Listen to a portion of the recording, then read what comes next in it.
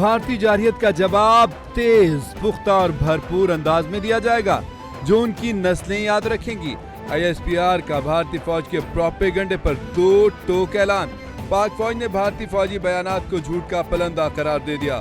ترجمان پاک فوج نے کہا مارکہ حق کے 5 ماہ بعد بھی بے بنیاد بھارتی پروپیگنڈا جاری۔ پاکستان کو سیاسی دباؤ پر بھارتی عسکریت قیادت کے بیانات پر تشویش۔ اس طرح کا جنون خطے کے امن کے لیے سنگین خطرات کا باعث بن سکتا ہے۔ بھارتی ملٹری قیادت کو مارکہ حق میں بدترین شکست ہضم نہیں ہو رہی۔ بھارت جان لے، عوام مسلح افواج پاکستان کے چپے چپے کے دفاع کے لیے تیار ہیں، پرعزم ہیں۔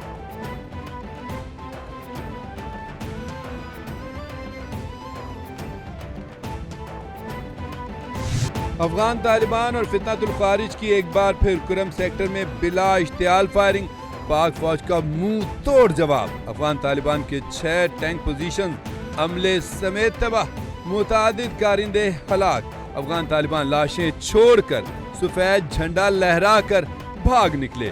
سیکیورٹی ذرائع کے مطابق Shamshad post, Turkmanzai post, Nargasar post اور خارجی ملک نعیم کے ٹریننگ کیمپ کو نشانہ بنایا، تباہ و برباد کر دیا۔ کارروائی میں فتنۃ الخارج کے اہم کمانڈر کی ہلاکت کی بھی اطلاعات۔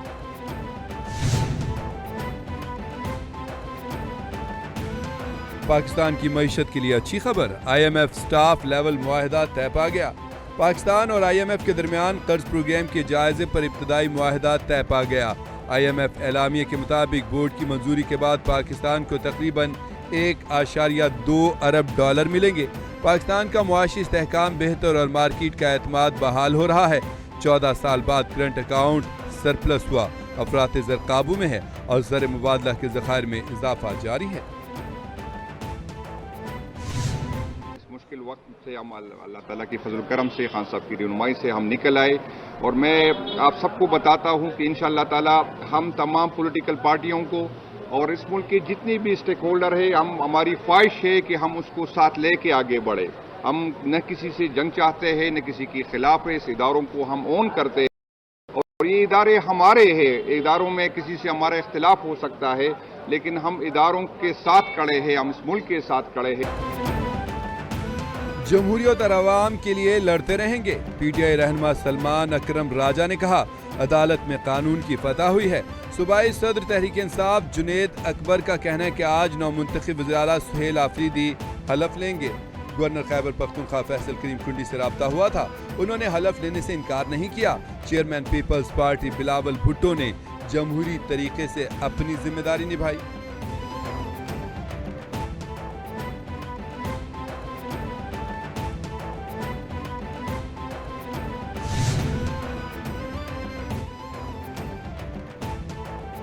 گورنر خیبر پختونخوا فیصل کریم کنڈی صوبے کے نئے وزیر اعلیٰ سے حلف لیں۔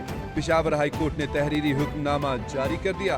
عدالت کا گورنر کو آج شام 4 بجے نو منتخب وزیر اعلیٰ سے حلف لینے کا حکم۔ عدالت نے کہا بلا تاخیر نئے وزیر اعلیٰ سے حلف لیا جائے۔ اگر گورنر KP حلف نہیں لیتے تو اسپیکر صوبائی اسمبلی حلف لیں۔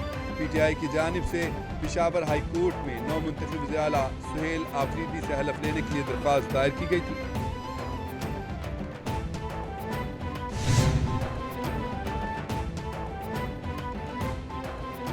وزیر اعلیٰ جب استعفیٰ دے دیں تو استعفیٰ ہو جاتا ہے، گورنر کی منظوری لازمی نہیں، پشاور ہائی کورٹ نے واضح کر دیا۔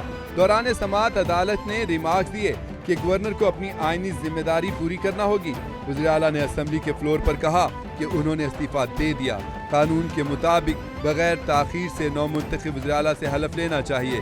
گورنر کو آئین و قانون کے تقاضوں کے مطابق فیصلہ کرنا ہوگا۔ گورنر حلف نہیں لیتے تو اسپیکر حلف لیں گے۔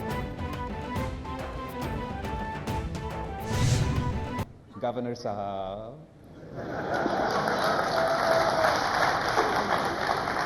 آپ کو میرے خیال میں پختونخوا پہنچنا چاہیے۔ میں چیف منسٹر سندھ صاحب سے ریکویسٹ کرتا ہوں کہ آپ اپنا جہاز گورنر صاحب کو دے دیں تاکہ گورنر صاحب جو ہے وہ پختونخوا پہنچ کے آئین اور قانون کے مطابق اپنا ذمہ داری ضرور پورا کرے گا۔ गवर्नर साहब, आपको पेशावर में होना चाहिए ना कि कराची में। वज़ीर-ए-आला सिंध गवर्नर साहब को जहाज फराहम करें ताकि वो खैबर पख्तूनख्वा पहुँच सकें। बिलावल भुट्टो की गवर्नर केपी फैसल करीम कुंडी को नए वज़ीर-ए-आला का हलफ लेने की हिदायत। चेयरमैन पीपल्स पार्टी ने कहा, अदालत के फैसले पर अमल कराया जाएगा। गवर्नर फैसल करीम कुंडी पेशावर जाकर अपनी आईनी जिम्मेदारी अदा करें। फैसल करीम कुंडी पेशावर में आईन और कानून के मुताबिक नए वज़ीर-ए-आला का हलफ लें।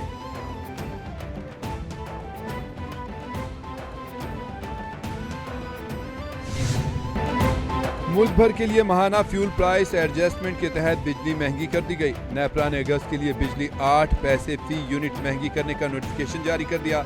हुकूमती पॉलिसी गाइडलाइंस के मुताबिक इजाफे का इत्तलाक के इलेक्ट्रिक सार्फिन पर भी होगा। बिजली सार्फिन से वसूली अक्टूबर के बिलों में की जाएगी। CPPA ने अगस्त की एडजस्टमेंट में 19 पैसे फी यूनिट इजाफे की सिफारिश की थी।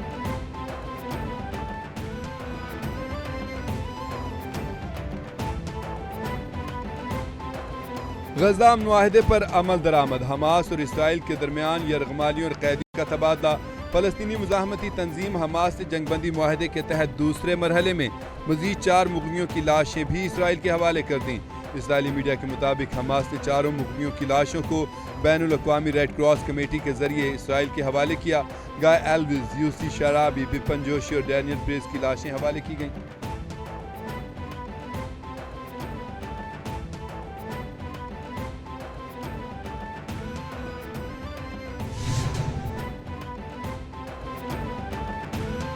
अमरीकी सदर डोनाल्ड ट्रंप वज़ीर-ए-आज़म मोहम्मद शहबाज शरीफ के मोतरिफ। सदर ट्रंप ने वज़ीर-ए-आज़म शहबाज शरीफ का खिताब सोशल मीडिया पर पोस्ट कर दिया।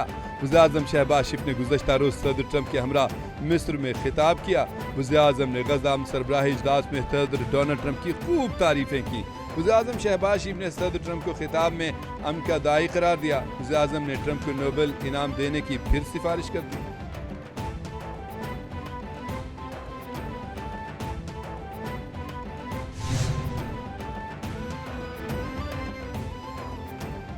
पाकिस्तान ने यकीन दिलाया है कि अमेरिका से ताल्लुकात पाक चीन मफादात को नुकसान नहीं पहुंचाएंगे।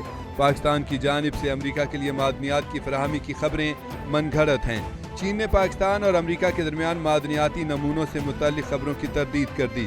चीनी वज़ारत ख़ारजा ने जारी बयान में कहा, ऐसी खबरें पाकिस्तान और चीन में दूरियां पैदा करने की साजिश हैं। अमेरिकी क़यादत को मकामी मार्केट से खरीदे नमूने पेश हुए।